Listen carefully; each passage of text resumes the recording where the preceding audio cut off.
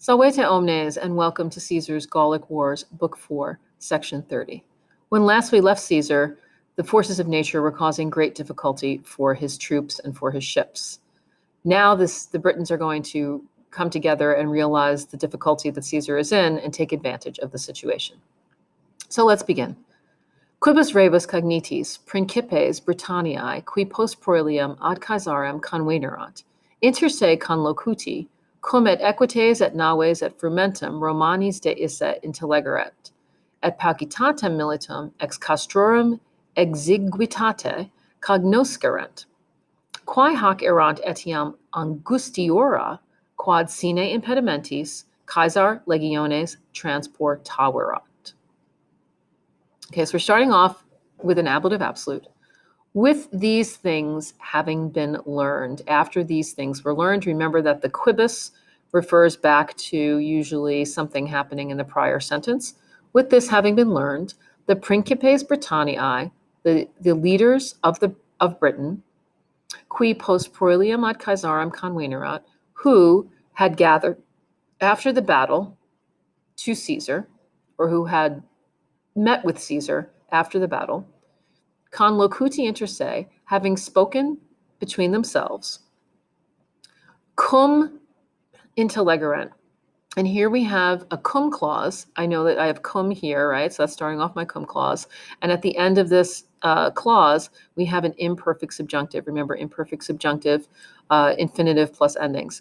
When they had realized that. So not only is this a cum clause, but it's actually it is a cum clause with an indirect statement within it because of this verb realize. When they realized that cavalry and ships and grain, subjects of the indirect statement, were lacking. Remember that an indirect statement has an infinitive, so we have an infinitive there. Were lacking to the Romans. And when they recognize, so here we have cognoscerent, another imperfect subjunctive, also in this cum clause. So cum is governing this subjunctive, and cum is also governing this subjunctive. And when they realized the paucity, the smallness of the soldiers from the smallness of the camp, quae hoc erant, which thing was also even smaller, angustiora, remember this is a comparative adjective, which was even smaller because Caesar, here's the subject of the sentence, had transported, transportaverat, pluperfect tense, the legions, direct object, just a basic sentence here. Caesar had transported the legions, sine impedimentis, just a prep phrase, sine takes the ablative, without baggage. So with these things having been known, the leaders of the Britons who had met with Caesar, or to Caesar, we could say with Caesar, after the battle, having spoken among themselves, when they understood that the cavalry, ships, and grain were lacking to the Romans, and when they recognized the smallness of the soldiers, or the small number of soldiers, from the smallness of the camp, which was even smaller because Caesar had transported his legions without baggage. Okay, so we're still continuing this sentence. This is a long one. This sentence is continuing here. We're going to start with this verb duxerunt. And now what we have with duxerunt is that actually is usually the word to lead, duco, ducere, duxi, ductus, but it can also mean to believe or think. So in this case, we're going to translate this duxerunt as to think. They thought. And again, when you have a verb, remember your main brain verbs, head verbs, say, think, know, perceive, believe, and the like, usually we'll look out for an accusative infinitive construction known as the indirect statement. So here we have duxerunt, which is starting on our indirect statement. Remember, you want to go back to find out where the indirect statement is. And here I'm seeing esse, so that is actually an infinitive. They thought that it was best to do, that the best thing to do. Factu here, something we haven't seen in a while, is something called the supine. It's the fourth principal part of the verb, and usually you translate it as to whatever. So this is the supine of the verb. They thought that the best thing to do with a rebellione facta, with a rebellion having been made, so here we have an ablative absolute, they thought that the best thing to do was to prohibere, here's one of our infinitives, to prohibit nostros, remember nostri translates as our men from, usually prevent somebody from doing something, from, to keep our men away from the grain and from the supplies, kalmeatuque, and they thought the best thing to do was to producere, another infinitive, to extend, kind of like lead forth this matter, this situation. Remember, rem, res, re, rem, re, res, rem, rebus, res, rebus means thing, matter, situation. To extend this situation into the winter. Okay, we have a comma, so we could pause for a second. Quad, his superatis aut reditu interclusis, neminem postea, belli inferendi causa in Britanniam transitorum confidebat.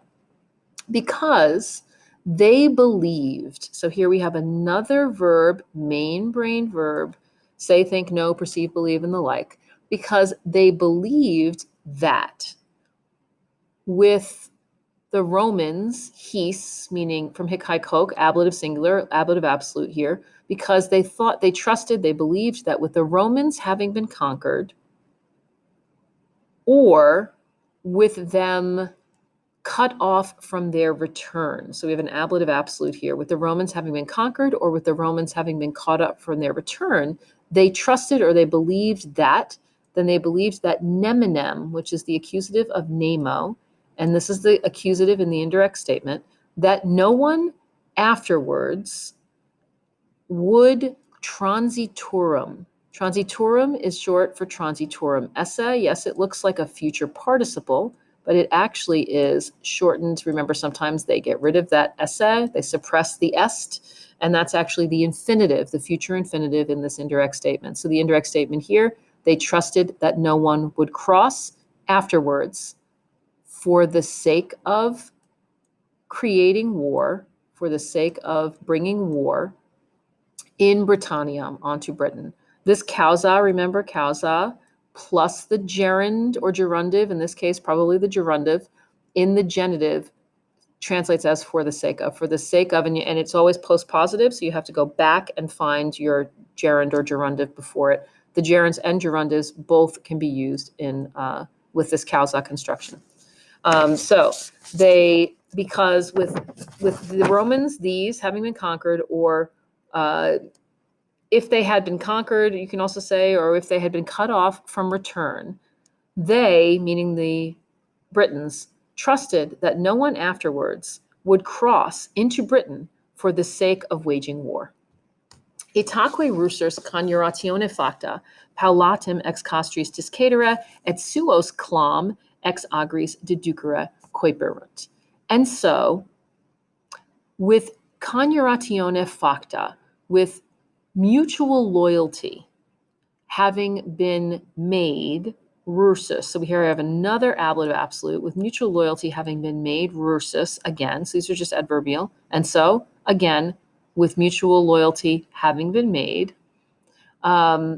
gradually, little by little, and then you have to go all the way down here to quaeperunt, they began, quaepo, again, you begin to do something, so we're going to look for an infinitive. They began to leave from the camp gradually, and they began to deducere, to bring forth suos, their own men,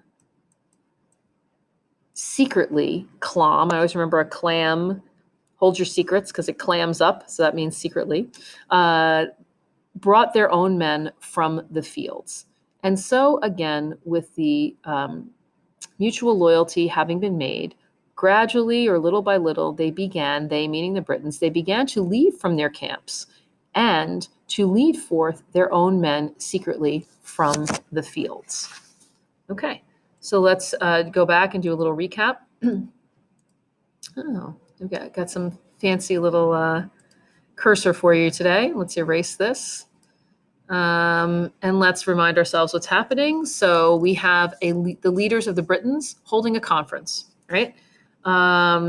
They were aware of Caesar's difficulty, that he was lacking the cavalry, his ships, and grain, and they were aware of that. They recognized that because of the small size of the camp, that they would probably be, and they recognized also because of the small size of the camp that there would probably be fewer soldiers in there because the camp was pretty small.